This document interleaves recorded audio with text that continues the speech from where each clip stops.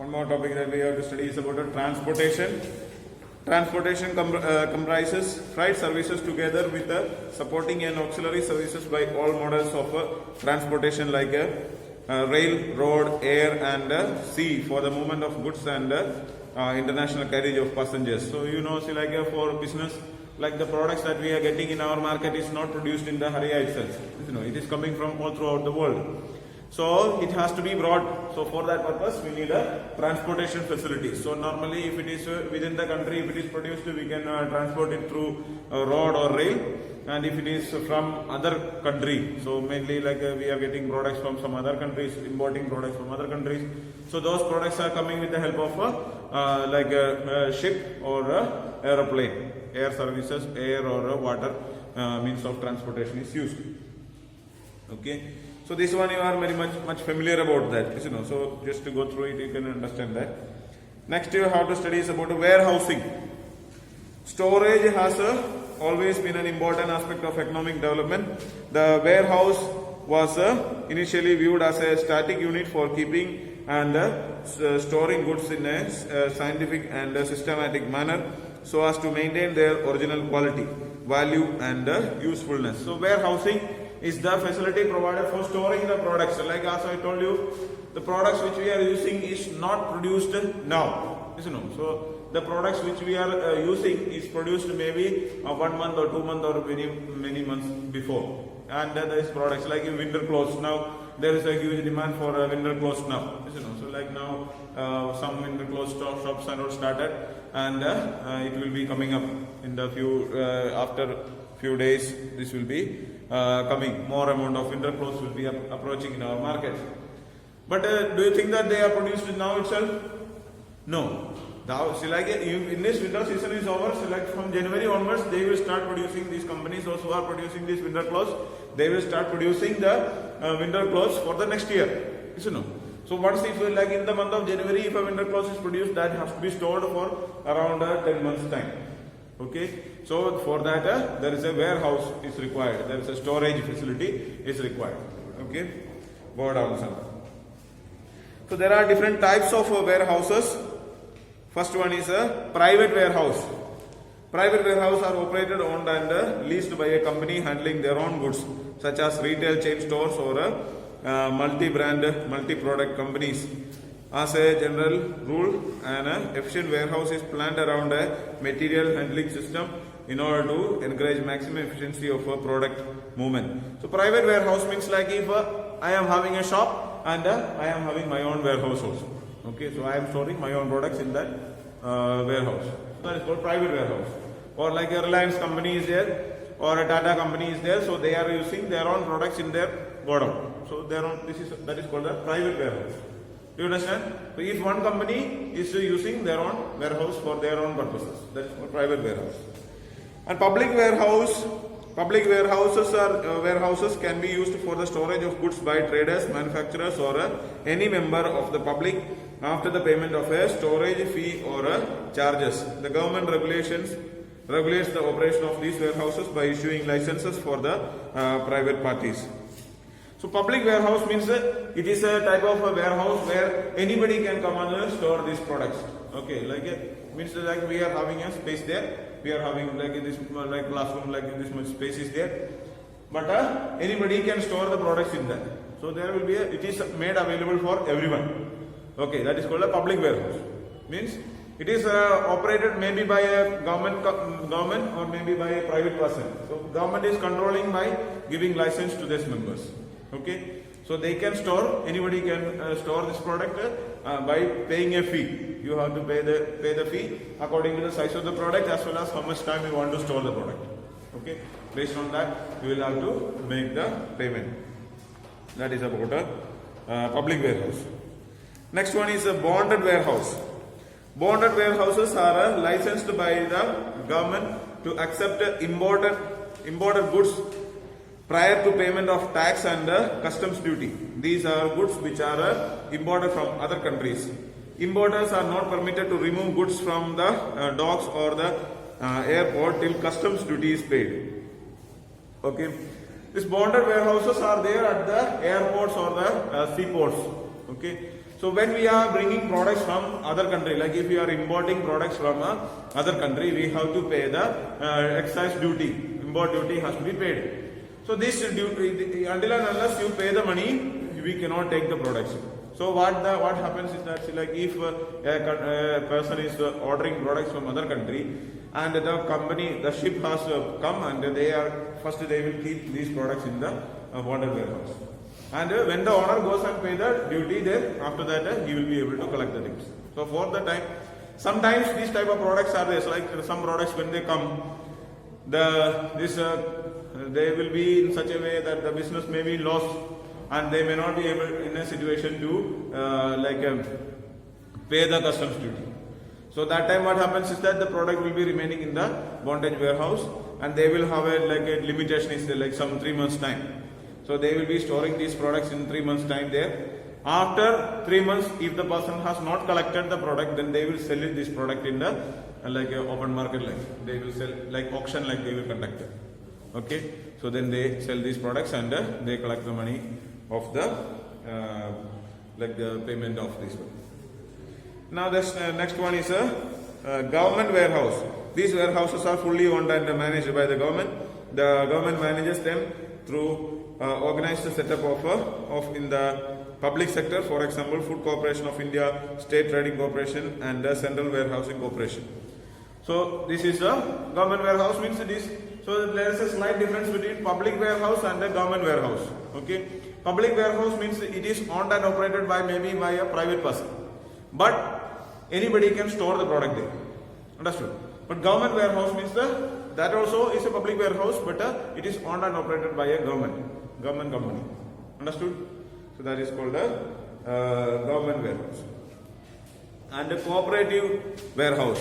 Some marketing cooperative societies or agricultural cooperative societies have set up their own warehouses for the members of their cooperative society. We have studied when the forms of business firms, when we studied about cooperative society. So in cooperative society, like some agricultural society is there, so they make a warehouse for them.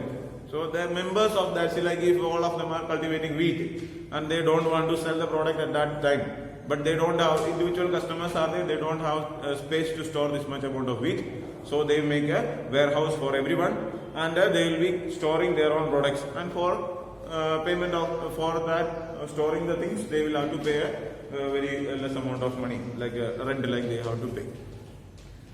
So this is about the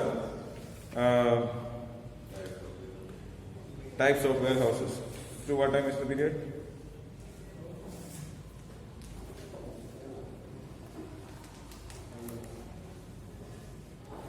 Then one more topic is there in this chapter, that is functions of warehousing. Okay, functions. The first function is that consolidation. In this function, the warehouse receives and consolidate material goods from different producers, plants, and dispatches the same to a particular customer on a single transportation shipment. See, like it is for a local, like small scale industries and all are there. So they are producing, like in one company they will be producing some 10 products, another company may be producing 20 products, but they don't have a facility, like one truck is there, so full truck they cannot, only 20 products are there, 30 products are there, that they cannot carry in one truck. In one truck they may be like 200, 500 products will be there. So what they do is that these consolidation warehouses will be there, where they are collecting. In that area there may be so many people, those who are producing the same, like small scale industries will be there. So all the products they will collect and combine together and make it one pack and transport it to the companies where they are required. Okay, so that is called a consolidation. And the just opposite of that is they break the bulk. The warehouse performs the function of dividing the bulk quantity of goods received from the production plants into small quantities. It is like like wholesalers and all are there, you know.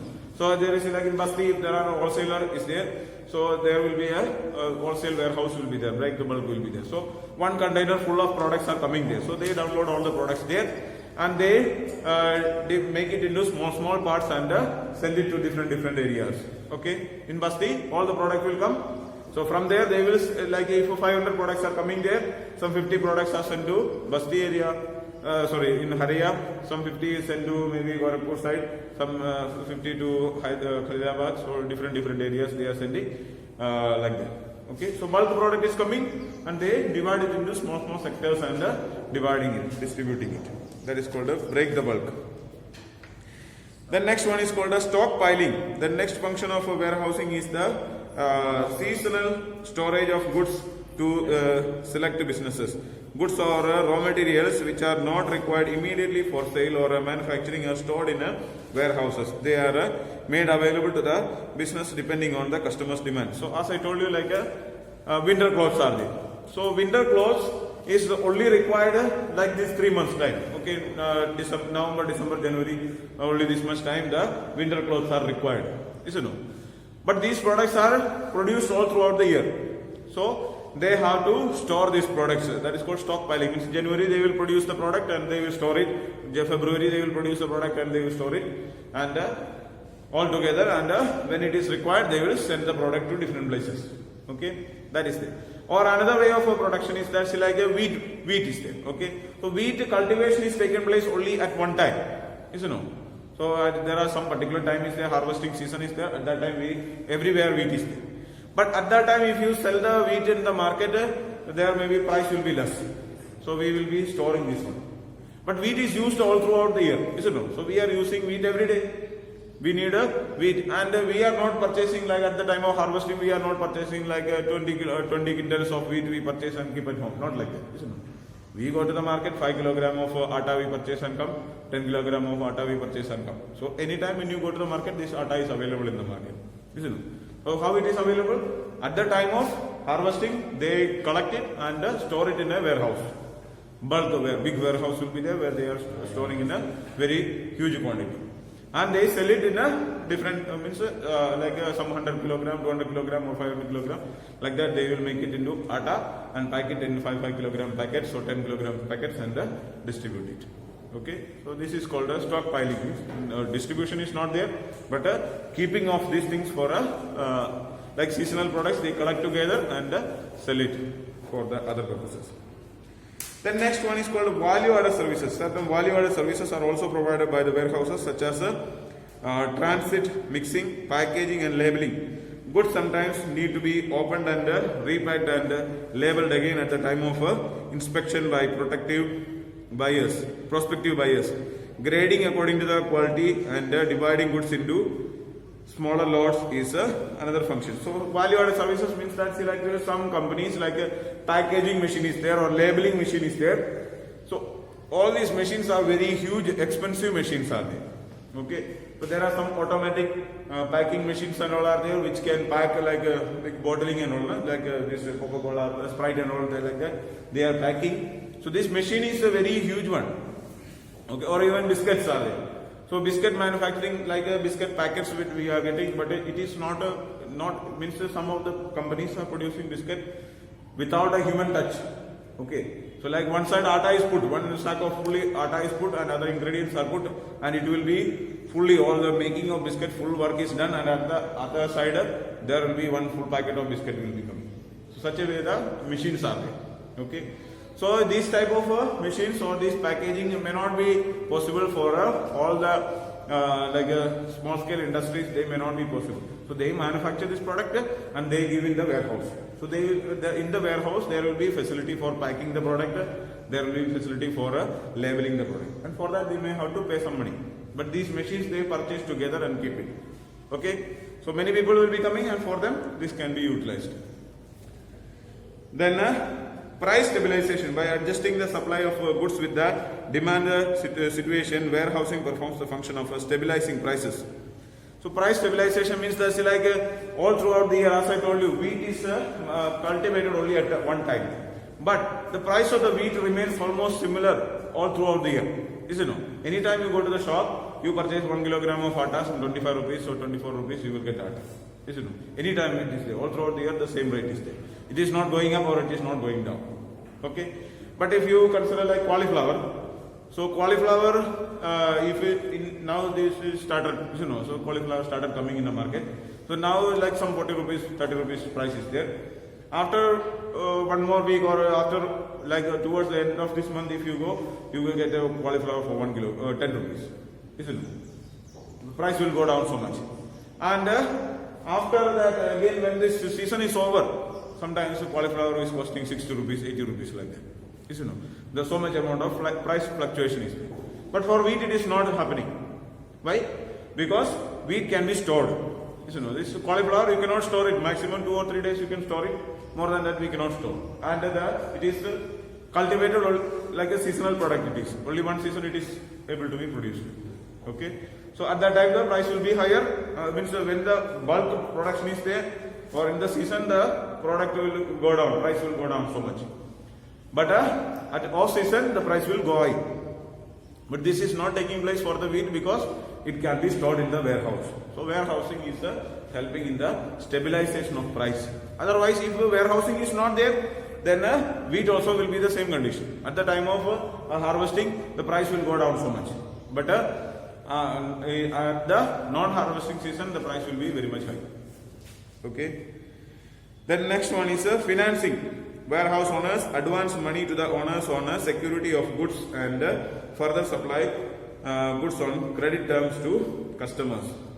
So see, like some financing facilities are also provided by the warehousing owners. So they see, like when you are keeping some products in the warehouse, they give money also for the product that they are submitting there. Like if 1 lakh rupees product, if you are submitting in the warehouse, they will give you some 80,000 rupees. Around 80% of the value of the product they will give. So there is a security there. You know, if they are not giving back money, then this product can be sold to the customers. So, but keeping this product in the warehouse, they will be getting money. So these owners of the industry or owners, like if it is agricultural ones, they can make use of this money and start cultivating or start a production of other products. Okay, they need not to wait for the time to sell this product and get the money back. Do you understand? So they will be able to make use of this one, and at the time of consumption, they will get the money back. So at that time they can pay the loan also. Do you understand? So these are the facilities provided. So that is the end of this chapter.